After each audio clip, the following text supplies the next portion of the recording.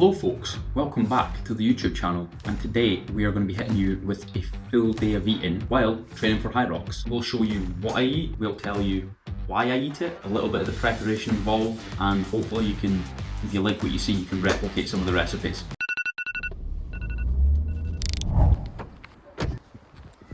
Morning. That was even an effort. 5:30 Monday morning. I am about to start a full week of eating. I am in a very small calorie deficit this week, so that I can hopefully pull off 1 to 2 kilograms before HYROX. I just want to get a little bit faster, a little bit lighter on my feet, a little bit leaner. The motivation behind this is there's aesthetic purpose and there's performance purpose. My standards are pretty good in terms of my nutrition, but they've maybe slipped just a tiny little bit. So this week things will look a little bit tighter, a little bit less kind of going with the flow. And that starts off at 5:30 on a Monday with a large Americano from McDonald's. Technically it's probably 0 to 5 calories. I would usually be having like a large latte here with a heap of milk in it. And it doesn't really make up many calories, but accumulatively over the week, if I have 2 lattes Monday through to Sunday, you're talking anywhere to like 600, 700, 800, probably even more calories. So yeah, that's where we start. We start with a pot of gravy. May as well have a bottle.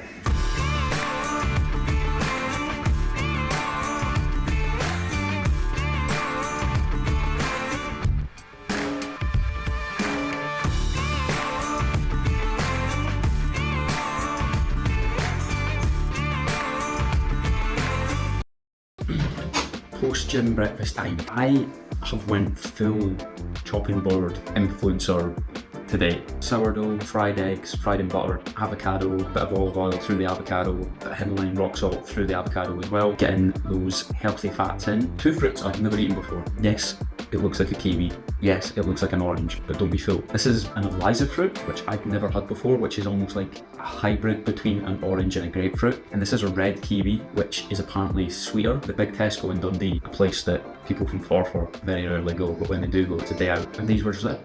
Ellie picked them up. Totally random, never had them before, about to try them for the first time. I better eat this before it gets cold, because I've been standing staring at this, filming it for about the last 10 minutes. Welcome to another episode of Judge the Cleanliness of My Kitchen. Breakfast and lunch are like interchangeable and the same pretty much every single day, so it's not overly interesting if I'm being honest. What I'll do is, if I train first thing in the morning, I'll probably have this meal for breakfast rather than for lunch. But if I train a little bit later on, I have the meal with the eggs and the maybe salmon or bacon and avocado, which is a little bit more fat focused rather than loads of carbs. I'll have that if I'm not training in the morning, because it doesn't give me this like sugar spike, glycogen spike, whatever you want to call it, this spike in energy that inevitably comes down if not used in some way, shape or form. Or if I've done the training session first thing in the morning, I'll have kind of depleted my carbohydrate stores, therefore it's probably a good idea to have carbohydrates. However, if I'm going from my bed through to my office to sit on my arse, then it's a good idea for me to not have high carbs. That's why I'll have avocado, eggs, salmon or something like that, and maybe a little bit of sourdough, but not as much as what I'm going to have in here, because in this meal it's quite a lot of carbohydrates. This genuinely slaps every single time. I've had a variation of this, minus being on holiday every day for the past 6 or 7 years, and I honestly do not get bored of it. We used almond milk for mixing with the oats. We've got banana sliced in a very weird serial killer way. We got white chocolate, my protein, which I've almost run out of.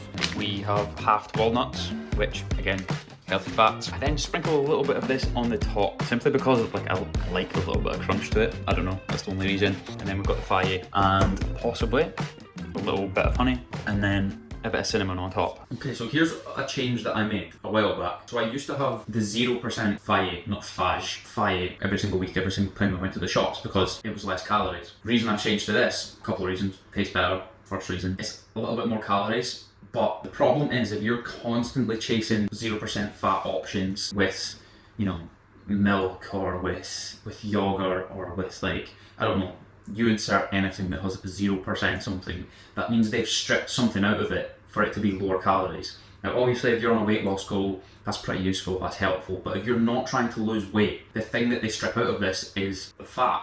Now the fat is the thing that has the probiotic in it. Probiotic is good for your gut health, generally just a thing that's good for you. So having that in your diet is going to be helpful. If you strip all the fat out of everything and you never get any probiotic, then you're missing out on something that's actually really beneficial for your gut. Tell me that does not look unreal.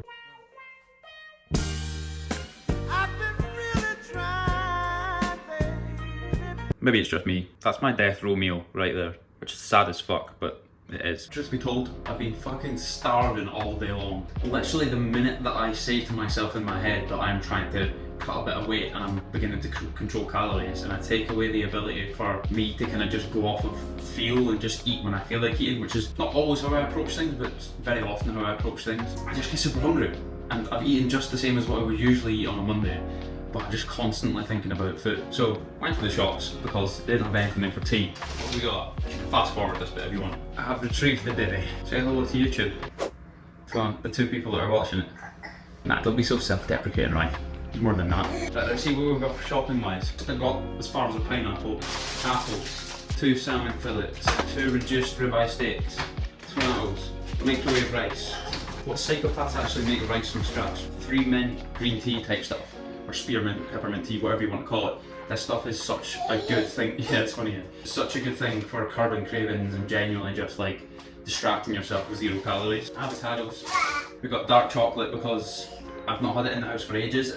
And I keep going looking for it, and I can't find it because it's not there, and I just need it. I need to stop trying to find it. We've got some rocket, some more eggs because I go through 6 a day usually. We've got some, and we've got an 8-pack of Diet Coke. What's for tea? What's for tea? What's for tea? I have cooked my tea tonight for the very first time in a long time. I can cook, I'm not inept, and I have conjured up something I think is quite nice. It's not as like well presented as what Ellie could give me, but it's going to do the job. So we have ribeye steak, I think, rocket, tomatoes, balsamic, like the drizzle, not the kind of, you know, the watery stuff. I put hummus on that wrap. It's one of these high protein flatbread wrap things. I put hummus on it with steak. I'm not entirely sure hummus goes with steak, but I mean, I think anything goes with anything, so I don't think I'm going to be too fussed. Let's eat it before it gets cold.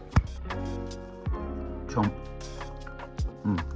Finishing the day off with a bit of dark chocolate and a cup of tea. Simple pleasures. So yeah, that was a full day of eating for me, training for HYROX, and there's some specific goals around it. 5 weeks out from HYROX now, I'm looking to pull off another kilogram. This is going to be the last week that I try to do any fat loss. After that, I'll head back up to maintenance calories, or back up to kind of stable calories, where I'm not necessarily trying to drop any more weight, because I want to make sure that I go into the event in optimal condition, optimal recovery, optimal performance, fully fueled. But for now, for this last week, it's all been about just tightening things up, going into that race at what I would describe as fighting weight, which for me is going to be around about 83 kilograms. That's where I feel fast, but I still don't sacrifice any strength. Everything I do with my eating is always centered around enjoyment, and it's centered around actually eating tasty, good food.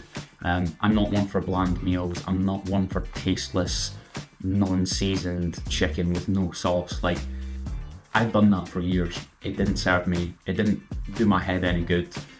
So the way that I now eat is very much, yes, the protein's there, yes, it's nutritious, yes, it's good for me, but it also has to taste good. That is number 1 priority. Just before I forget, if you don't mind, if you're not subscribed, subscribe. If you've not liked the video, please like the video. Drop me a comment below, let me know what you think. Let me know if there's anything you would do differently. Let me know if there's something that you do specifically for HYROX that really works for you. And if you want to know more, jump over to my Instagram page, drop me a message, and we can talk a little bit more about some coaching for HYROX, running, football, strength training, dropping body fat, whatever it may be.